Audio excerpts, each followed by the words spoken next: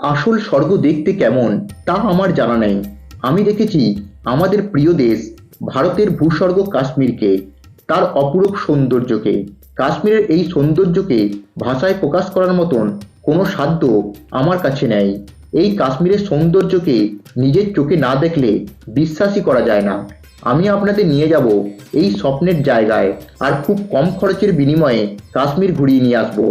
আজকে আমরা যে বিষয়গুলি নিয়ে আলোচনা করব সেগুলি হলো আপনারা কিভাবে কাশ্মীরে পৌঁছাবেন, আপনাদের ট্যুর প্ল্যান কি হবে, আপনারা কোন কোন জায়গায় ঘুরবেন, কাশ্মীরে যাওয়ার সঠিক সময়, কতদিন সময় লাগবে, সবশেষে গুরুত্বপূর্ণ পয়েন্ট হচ্ছে আপনাদের কত টাকা খরচ হবে। ভিডিওটি শেষ পর্যন্ত দেখুন, আপনাদের কাশ্মীর ট্যুর সম্পর্কে কোনো ডাউট থাকবে না।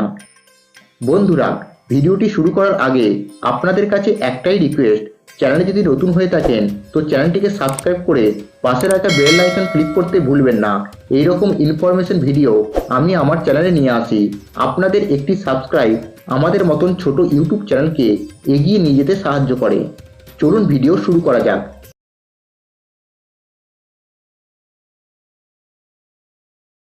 কাশ্মীর যাওয়ার ক্ষেত্রে দুটি অপশন রয়েছে। প্রথম অপশনটি হচ্ছে কলকাতা থেকে সোজা জম্মু তাই স্টেশনে চলে যান এবং সেখান থেকে চলে যান শ্রীনগরে। কলকাতা থেকে জম্মু যাওয়ার তিনটি ট্রেন রয়েছে: কলকাতা জম্মু তাই express, Humsafar express, Himgiri express. এছাড়াও আপনারা ফ্লাইটে করে যেতে পারেন। সেক্ষেত্রে কলকাতা থেকে ফ্লাইট ধরে চলে যান শ্রীনগরে। ফ্লাইটে গেলে আপনাদের খরচ হবে 8 থেকে 9 হাজার টাকার মতন। আপনারা যদি ট্রেনের মাধ্যমে যান সেক্ষেত্রে জম্মু তাই স্টেশন থেকে আপনারা বাসে বা গাড়ি ভাড়া করে পৌঁছে যান শ্রীনগরে। স্টেশন থেকে শ্রীনগরের দূরত্ব 252 কিলোমিটার, সময় লাগবে 6 ঘন্টা। শ্রীনগরে পৌঁছানোর পর আপনাদের হোটেলে ব্যবস্থা করতে হবে। শ্রীনগরে ডাল লেক হচ্ছে মেন সেন্টার পয়েন্ট। যাদের বাজেট কম রয়েছে তারা ডাল লেক থেকে 1 কিলোমিটার দূরে হোটেল নিতে পারেন, তাতে অনেক কম খরচ হবে। এরপর হোটেলে কিছুক্ষণ রেস্ট নিয়ে বেরিয়ে পড়ুন ডাল লেকের অপূর্ব সৌন্দর্য দেখতে।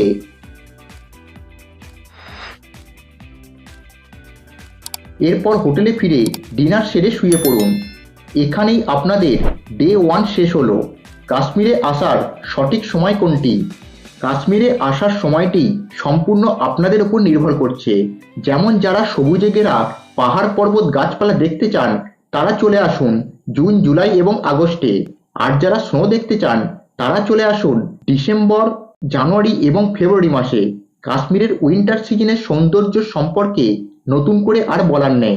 এবং যারা কম বাজেটে কাশ্মীর ভ্রমণ করতে চান তারা চলে যান সেপ্টেম্বর, অক্টোবর ও নভেম্বরে। আসল কথা হচ্ছে আপনারা যেই সময় কাশ্মীর যান না কেন প্রত্যেক সিজনেই কাশ্মীরের আলাদা একটি রূপ দেখতে পাবেন। দ্বিতীয় দিন আমরা লোকাল সাইট সিন করব। প্রথমে আমরা পুরো ডাল লেক ঘুরে দেখব এবং আপনারা শিকারা রাইডিং করতে একদম ভুলবেন না। এবং এখানে রয়েছে ফ্লোটিং মার্কেট, আপনারা চাইলে শিকারাতে বসেই যে কোনো জিনিস কিনতে পারবেন। এরপর আমরা বেরিয়ে পড়ব শ্রীনগরের সাইট সিন করতে। আপনারা চাইলে গাড়ি করে যেতে পারেন এবং আপনারা চাইলে সেখানকার লোকাল অটো করেও ঘুরতে পারেন। প্রথমেই আমরা ভিজিট করব শ্রীনগরের আর্চিয়া টেম্পল। শ্রীনগরের ডাল লেক থেকে এর দূরত্ব 12 কিলোমিটার। এরপর আমরা খুব জনপ্রিয় একটি জায়গা ঘুরব, ইন্দিরা গান্ধী টুলিপ গার্ডেন। মন্দির থেকে এই গার্ডেনে আসতে 25 মিনিট সময় লাগবে। টুলিপ গার্ডেনটি সারা বছরে মাত্র মার্চ এবং এপ্রিল মাসে খোলা থাকে। টুলিপ গার্ডেনের এন্ট্রি ফি 60 টাকা পার পার্সন। এরপর আমাদের পরবর্তী গন্তব্য নিশান্ত গার্ডেন। এর এন্ট্রি ফি 24 টাকা পার পার্সন। এখানে কিছুটা সময় কাটিয়ে দেখে নিন শালিমার বিচ এবং হরিপার্বতী ফোর্ট। এইসব জায়গা দেখা হয়ে গেলে ফিরে আসুন হোটেলে আর ডিনার সেরে শুয়ে পড়ুন।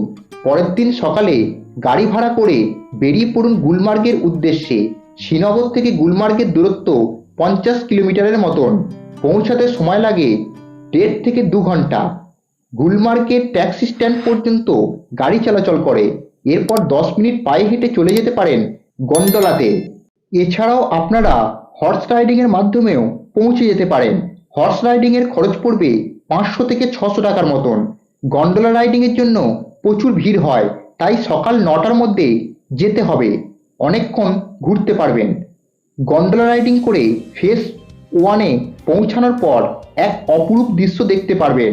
সেখানে শীতকালে রয়েছে প্রচুর স্নো, আর সঙ্গে রয়েছে প্রচুর অ্যাক্টিভিটি, আর গ্রীষ্মকালে রয়েছে সবুজে ঘেরা পাহাড় আর গাছপালার এক অপরূপ দৃশ্য।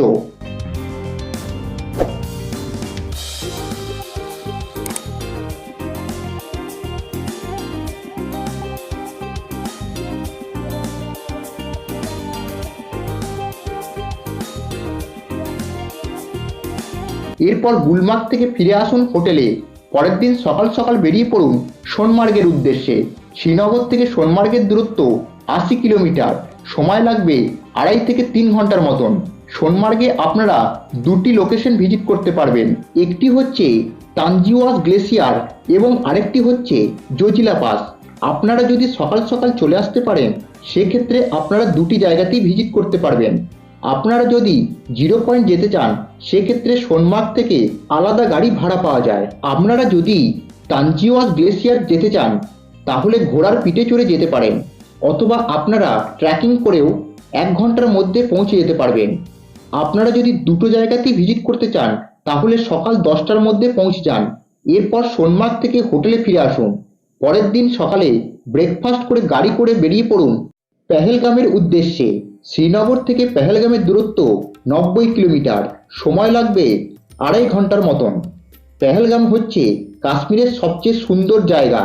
পেহেলগামের হোটেলে চেকিং করে লাঞ্চ সেরে নিন। এরপর বেরিয়ে পড়ুন বাইশরণ ভ্যালি ঘুরতে।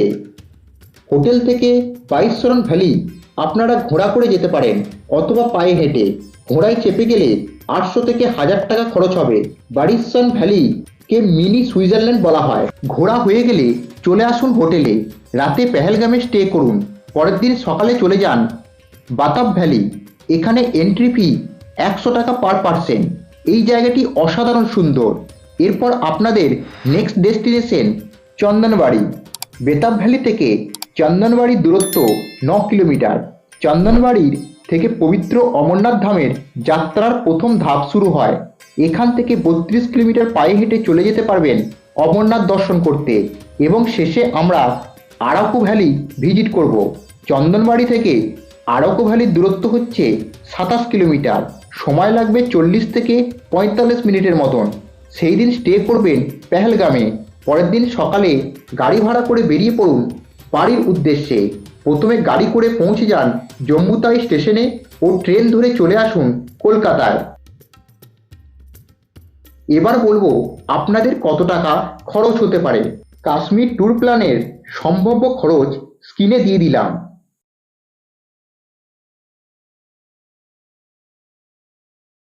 এই ছিল আজকের ভিডিওটি ভালো লেগে থাকলে অবশ্যই লাইক করতে পারেন, এবং আপনাদের ভিডিওটি কেমন লেগেছে কমেন্ট করে অবশ্যই জানাবেন।